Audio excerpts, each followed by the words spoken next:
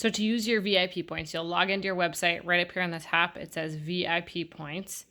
And then down here, if you had some available, it would say however many coupon points you had available, the expiration date, and then it would give you a code right here. You would just copy that code.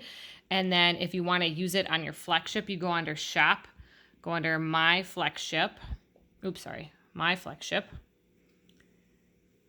And you would proceed to click through the FlexShip.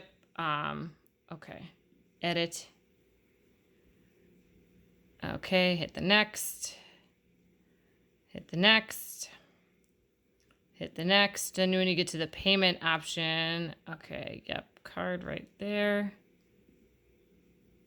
There would be a promo code right there. You would paste the promo code right there, hit apply, and then you would see the coupons melt off right there. If you're doing a regular order, you just go up to shop.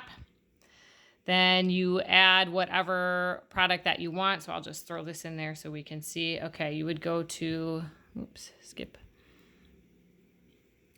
Then up here, you go to your cart, view cart. And right under here, promo code, that's where you'd paste the code right there.